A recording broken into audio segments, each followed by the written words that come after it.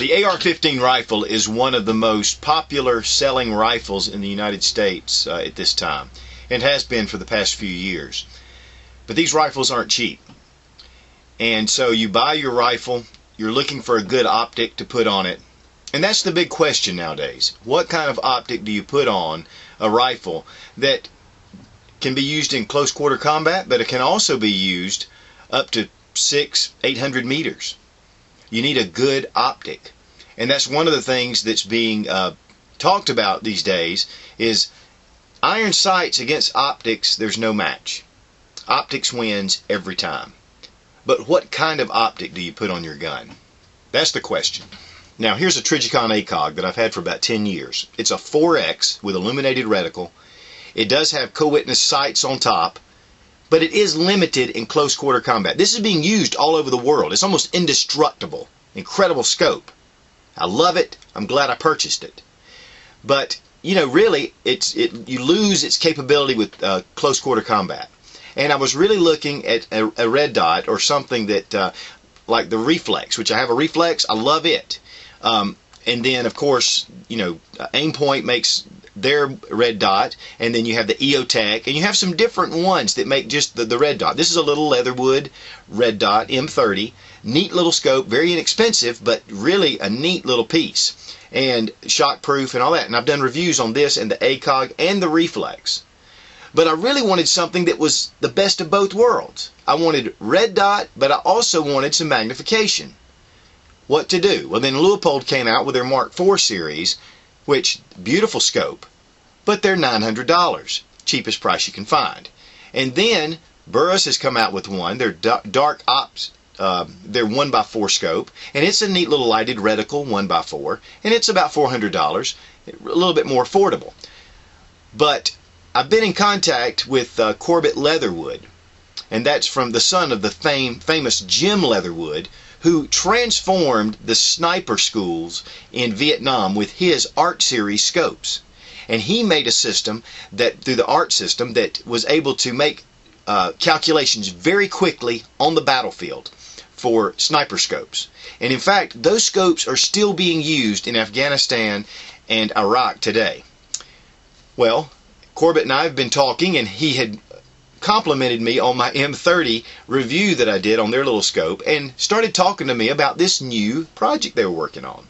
This is the CMR 1x4 lighted reticle scope. The CMR stands for close medium range. This is their tactical or dangerous game scope. You have the lighted reticle on 1X, which is the same as a red dot, or you have the capability to pump this dial up to 4X, where you can really get more pinpoint accuracy. We're going to talk about the specifics of this scope. It is incredible, and the more I've looked at it, the more I love it. But don't take my word for it. Shooting Industry magazine just came out and said that this is on the top 10 optics of the year. This scope runs Optics Planet. I believe it's $341.05. Free shipping. A incredible scope, and for the value, a great deal. The CMR Leatherwood Hi-Lux 1x4x24 rifle scope. Okay, some of the wonderful features of this scope. It has an etched reticle. The glass is actually etched with the reticle, so there are no crosshairs to come loose or anything like that. As you can see, you have your 1x4X. It goes in increments of 1, 1.5, 2, 2.5, 3, 3.5 to 4. And you just turn the dial and it sets it. It also has an eyepiece here to get your focus in up close, and you can set that. Here is where you have your dials. There are 11 different settings. The first one is night vision. It's the lowest. You can use this with night vision, and then it goes all the way up to 11. Now, I tried to get a picture of the optic itself with the reticles, and I couldn't get it through this scope. But I have a diagram that I'm going to show you here, so you can see how this works and the sight picture you're looking at. One of the things I want to mention too about this sight picture is that on the Leupold, it's just 2 rings and a dot. Here You have bullet drop compensation. You have mil dot and MOA. It's got a half moon for the lighted reticle that'll really focus your attention. This is just a world above. And plus the optics. These are triple coated glass. The glass is triple coated. It's called Diamond Tough. So it's really an incredibly clear scope. Now, as I was talking about the bullet drop compensation at the bottom of the vertical line on the reticle, and it will show dead on at 100 yards, and then you'll see a 5, which will be, and there'll be increments of every 100 meters. So it'll have a 500 meter increment, and you just line up your target point of impact on that 5 if you range it out at 500 meters, and it just keeps going up to 900 meters. It also, there's a chart on the website, and I'm going to of course include the website. I'm going to include Optic's Planets listing in the sidebar.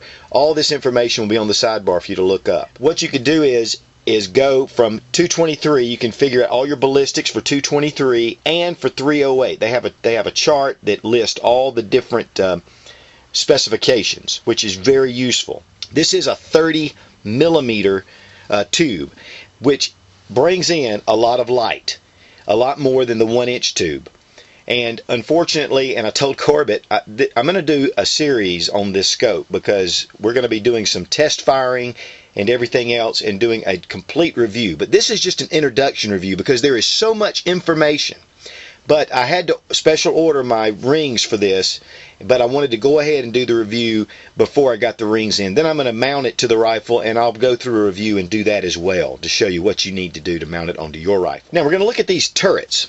These turrets are incredible, but there is what they call the ZRO-LOK guarantee, which means you set this. It has a variation of up to 70 MOAs, or minutes of angle, which minute of angle is really a little smaller than an inch, but for our purposes and for most shooters, 1 inch per MOA is acceptable.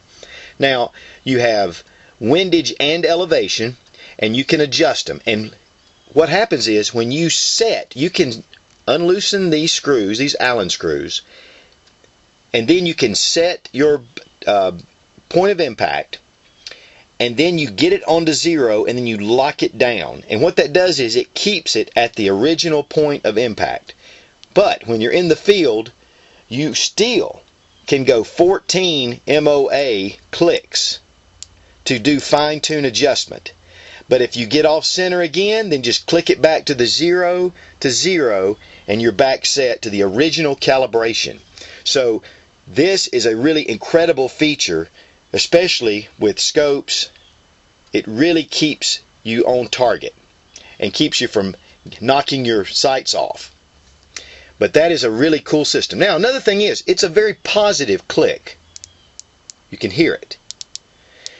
Underneath, and this is a Leatherwood design, Jim Leatherwood came up with this. This is spring tension, and this is preset at the factory, but it gives this a positive locking with these turrets. So it keeps it 0. Now, they call these the ATR series, all-terrain rifle scope. They're nitrogen filled, they are waterproof, they're fog-proof, they're shock-proof, and they're recoil-proof. They can take anything Mother Nature can dish out, and more than you can dish out. They're also what they call foolproof. So, but it has a limited lifetime warranty on these scopes. They are just unbelievable the way they stand behind their product. The finish has a nice coated finish on it that is very resistant to wear, to keep the scope looking really good. Okay, some of the specifications of the scope: it is minimum 3-inch eye relief. It weighs 1 pound and a half ounce. It's 10.2 inches long. So that just gives you a few of the specifications. It is a fairly compact scope, which you want on an AR-15 to be able to use back and forth. You will require 30 millimeter rings, as I've said before, and they're going to need to be high, the high rings, to get it up off of the rail. As you can see, I have a swan sleeve, which has the sight pops up. And because of that, of course, I'm not going to be able to have the sight popped up when I do my, with the scope on there. But I can remove the scope, and then I've got it where I can pop this out.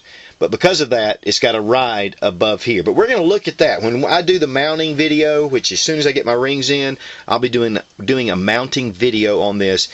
And then, of course, soon following, we're going to be doing some shooting as well and some accuracy tests. Now, the rifle does come with lens caps in the package to keep your lens protected. The Illuminated Reticle battery, right here it goes in. And it uses a standard lithium 3-volt battery like this, your regular watch battery. It's a CR2032. These are pretty inexpensive, and you can order them online if you want backups. But one thing is, this is very positive.